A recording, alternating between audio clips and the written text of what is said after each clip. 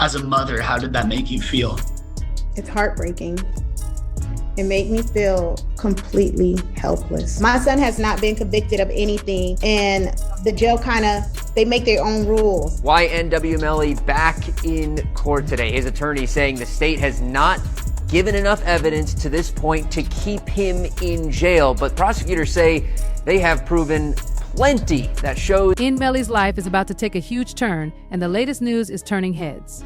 A judge just gave the Broward Sheriff's Office until December 16th to explain why Melly shouldn't be released from prison. If they don't come up with a solid reason, he'll be set free.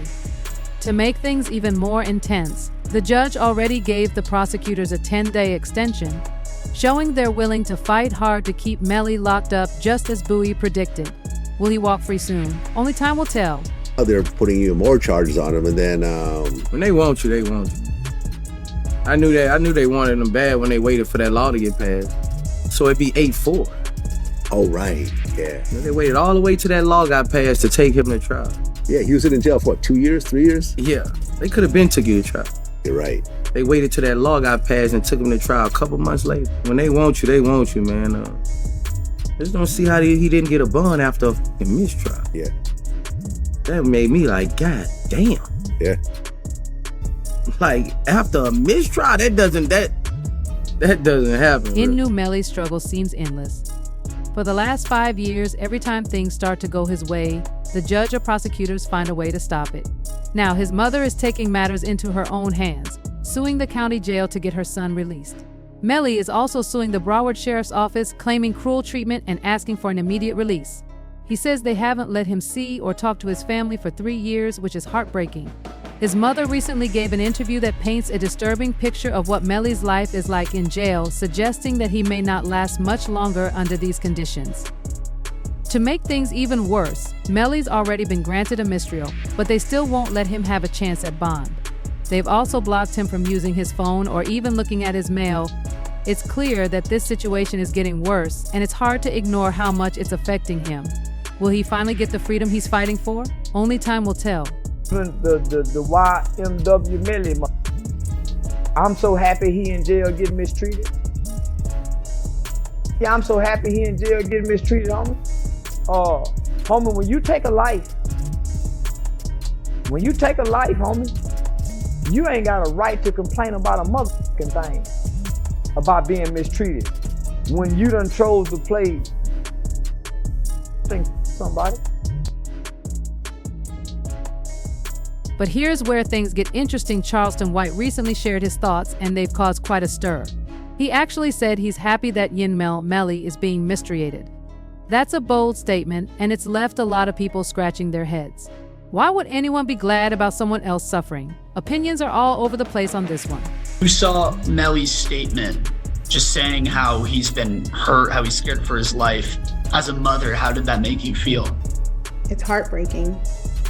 It made me feel completely helpless. Broward Sheriff's Office definitely needs to be investigated. I mean, they are making up their own rules. We've tried to go to court about this situation. The judge really doesn't have any jurisdiction when it comes to the jail, because we actually had a hearing about the mistreatment of him, and the jail they make their own rules.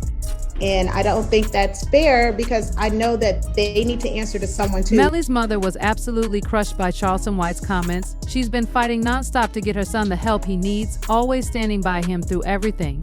So hearing someone say they're happy he's being mistreated, that hit her hard.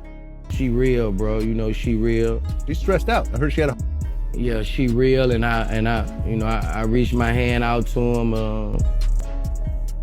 cause I'm real. Yeah, I reached out to him, bro. I met his mom, and she a good... To get a better understanding of what's really going on, Bozie decided to visit Melly's mother in person. After spending time with her, he shared what he learned about the situation. His visit gave a deeper look into just how hard things have been for Melly and his family.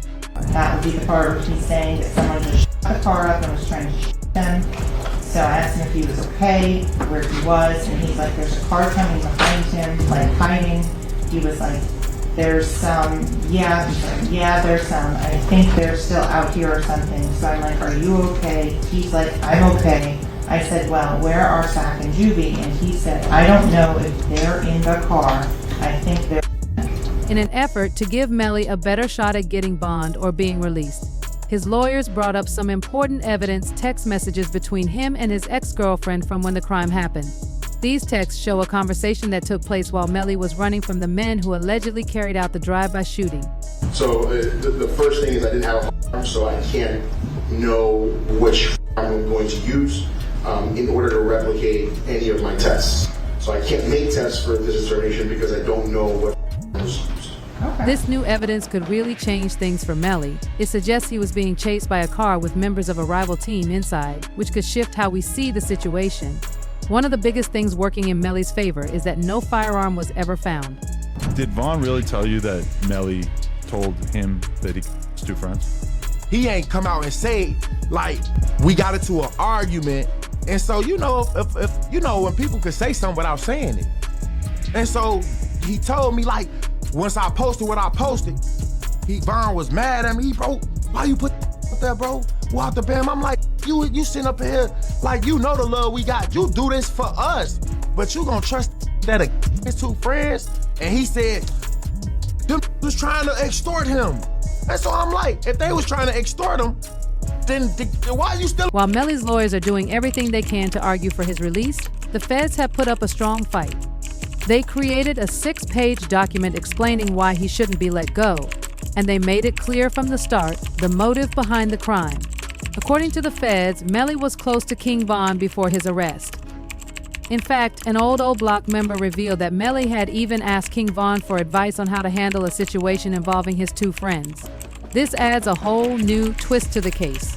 So what do you think? Should Melly be released, or does this new info make it more complicated? Let us know your thoughts. PC Gambino account asked him if he was okay, and his response was, I did that, and placed a smiley face emoji. And the next message from 10/26/2018 at 16:02 from Eastern Standard Time. The YNW Melly account says what? After that, SHHH. Some people believe that Sack Chaser and Juvy were after Melly for the money. The group YNW was made up of 4 friends, Bortlen, Melly, Sack Chaser, and Juvy. But the thing is, Melly and Bortlen were making the most money for the team, and they wanted to keep the majority of it. Sack Chaser and Juvy, however, felt they deserved an equal share, even though they didn't contribute as much. Now, if you think about how King Von might have handled situations like this, you can probably guess how he would have advised Melly. When you put that together with the other parts of the case, it seems like Melly's chances of getting out are looking slimmer. The feds also found text messages on his phone where he admits to the crime, which doesn't help his case. So with all this new info, do you think Melly will still get a chance at release? Or is it looking like he might not get out anytime soon? Let us know what you think. Melly still turned regardless of what happened this early morning. He's still out here being very positive. Turned still. Hey! The dog still turned, regardless of what happened. You already know. It looks like neither of them is showing sadness for the loss of the two. On top of everything else, the feds found something pretty revealing on Melly's phone, a video. In the video, Melly and Bortlen are seen laughing and looking happy just hours after the crime happened. This adds a whole new layer to the case, showing how they reacted shortly after the incident. Assignment, which is to determine if this was a drive. And my determination was that this is not a drive-by. And it's based upon this picture here, which is a very good picture to describe it. All of these rounds are done. One is done at a stationary position. At a stationary position when all but one of these rounds are going in. The one round that has some movement in it, which is round site L here, the actually moving. It's pretty shocking because in that video, neither Melly nor Bortlen seemed upset about losing their two best friends. Instead, they were acting happy and excited, which makes things even more suspicious. Now, if we look at the physical evidence from the car they were in, it gets even trickier. Sergeant Williams, an expert, said that in his professional opinion, the story Melly and Bortlen are telling doesn't quite add up. This could seriously hurt Melly's case. Number, you said 17 outside the car. how many rounds were inside of the car? 3. And can you exclude the for Mr. Williams and Mr. Thomas as coming from outside of the car? Yes. From the driver's side back seat. As to the shot that was Christopher Thomas, where did that come from? Driver's side back seat. Oh. Is it possible for there to have been 2 inside that car? No. Why not? There is no time. Things are getting even more interesting now. Sergeant Williams revealed where the person who committed the act must have been sitting in the car. This clue led to Juvy's mother confirming who was actually sitting there, which adds a whole new layer to the case. And are you related to one of the kids in this case? Yes, I am. How so? I'm his mother. And who is that? Christopher Thomas. Ms. Phillips, did you see who entered into the occupants who entered into that gray Jeep? Mm-hmm. And is that a yes? Yes. Do you recognize where your son entered that gray Jeep? Yes. Which seat, if you can identify for the jury? He got in the back seat on the right hand side. Did you recognize the individual that got into the back seat on the left side, the rear driver's side? Yes. And who was that individual? Jamel. And Jamel, is that the defendant, Jamel Demons?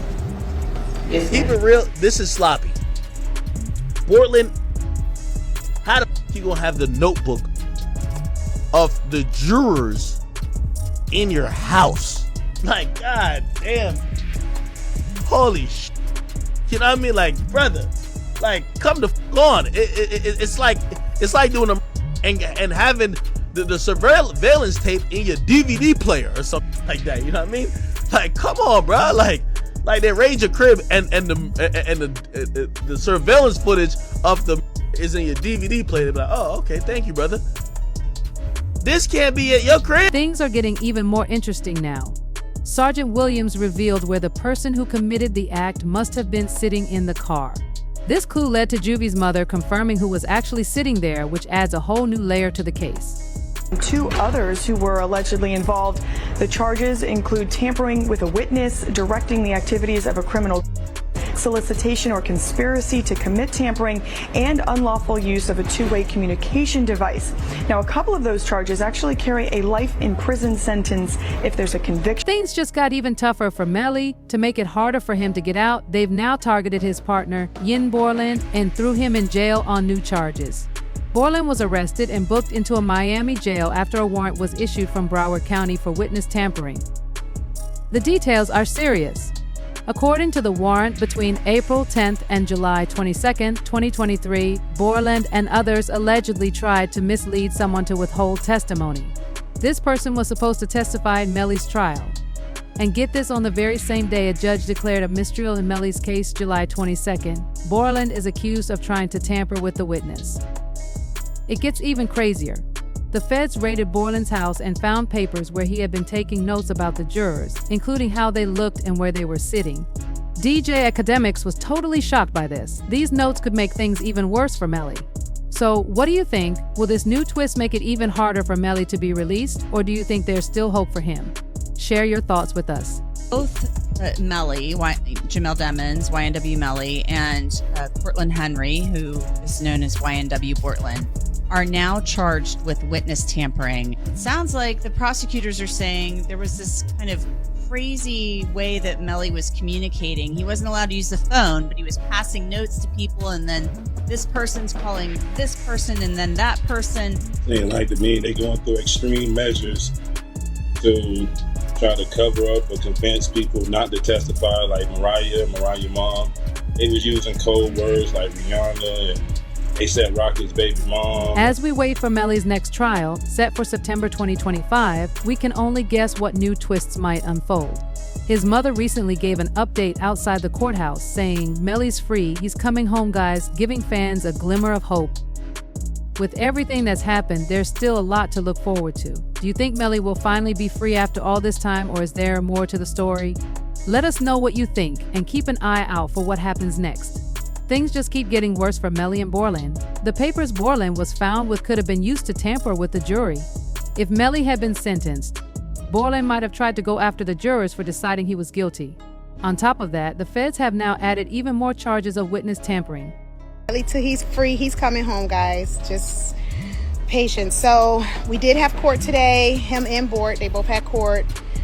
And so basically, the judge put a new trial date in for September 10th of 2025.